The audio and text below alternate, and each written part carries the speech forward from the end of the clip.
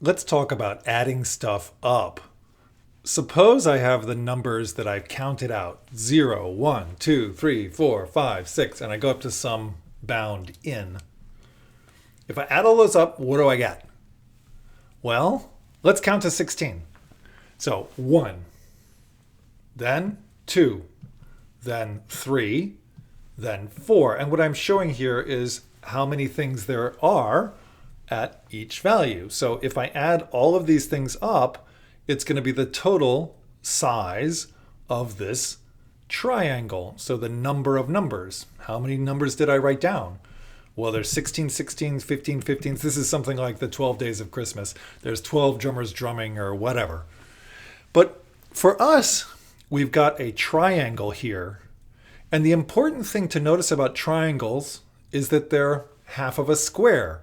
So I can square off this triangle. And what would I get? In that case, it's really obvious, right? So there'd be 16 counting this way, 16 counting this way. That's 16 squared. I don't have the whole square here. I only have half of it. But that's approximately going to be n squared divided by 2. If you want to get picky about it, n squared divided by 2 is off by a bit. And why is that? Well, if you take the whole square and cut it in half, you have to decide what to do with this diagonal row. So there's this diagonal going through. And when we divide by 2, what we're going to get is half of that diagonal. So if you want to calculate what we're actually doing here, you need to add in the other half. So we've got half of the squared numbers, plus we have to add in the other half of the diagonal, which the half of square is left out. But this is not really important when you're thinking with approximation. The difference between n squared divided by 2 and this function here is going to be unimportant to us.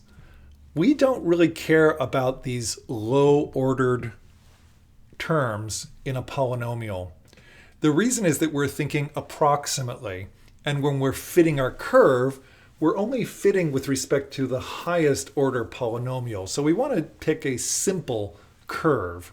And that's the idea of approximate analysis or order of growth. Looking at this, the sum may seem very reasonable. So 16 versus 16 squared divided by 2 doesn't look that bad. But let's suppose we wanted to count up to 32. What is this going to look like? Oh, lordy. That's getting a bit much. What if we want to count up to 64? What's going to happen? Oh, gosh. That's really sad. I'm getting a lot of stuff. And the point here is that the size of the triangle is growing with respect to the square of the number. And so as we get bigger and bigger numbers, we're going up a quadratic curve of growth. And you can see visually here, that is giving you a pretty big triangle, even just for 64. Let's try the same experiment using geometric growth. I'm going to take the geometric series 1, 2, 4, 8, 16, etc. and add up all the numbers. Let's try it for 16. So counting to 16 here, what are we going to do? Well, there's 1, 2, oh, skip 3. We just have 4. Oh, we get to skip 5, 6, and 7. So we're 8. Oh, we get to skip a lot. We're going up to 16. Okay, so the total number of numbers here, I don't know, what is that? Okay, so to interpret this, you can think about flat packing these numbers. So IKEA made its fortune by flat packing furniture. We can make a fortune flat packing numbers. The important observation here is that we can take all of the top rows, except for the last one, and we can sort of flat pack that on top of this row and get something that's just too deep.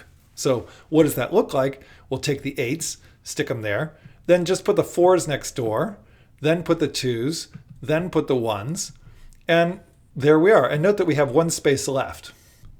Indeed, this sum is approximately twice the upper bound. So I lay down 16 numbers, And then I can fit all of the previous ones just lying them on top. So I have 16 plus 15 in this case.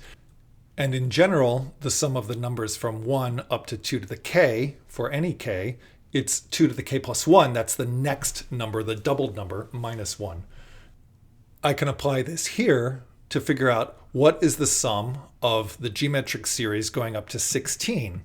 Well, 16 is, of course, 2 to the 4th power.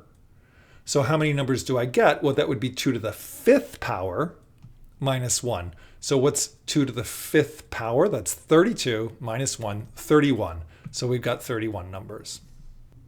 I'm pointing out this precise equation because it's going to be important in your systems classes, but actually we're not going to care about it here. The important thing for us is that when you look at the sum of the geometric series up to n, it's going to be approximately 2n. Now you may not be impressed by this because this doesn't look that different than it looked for arithmetic series. You're like, yeah, it's a little smaller, don't care. What if we go to 32? What does it look like? Oh, look, it's only got one extra line. Remember when I computed the sum of the arithmetic series, I ended up with 16 more lines when I did this. I can flat pack this down, and I've just got 32 plus 31, and I'm done. What about 64? Well, that's not so bad either. I mean, it kind of scrolls over, but it's certainly nothing like we had a minute ago if you go back to where we were. I find it very effective to think about these sums visually.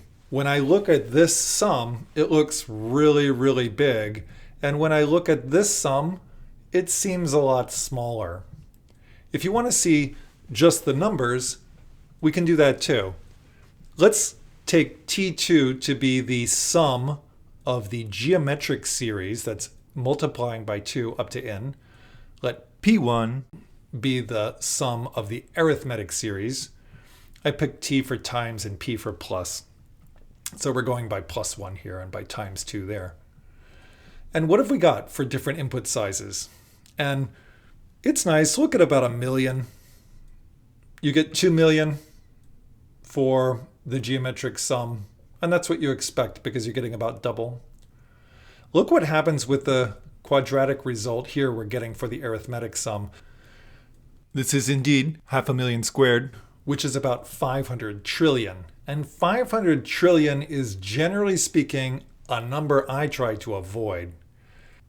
So why am I going on and on and on about these two sums? Well, it turns out that these are of huge practical importance in computing, as we'll see when we start to look at resizing arrays.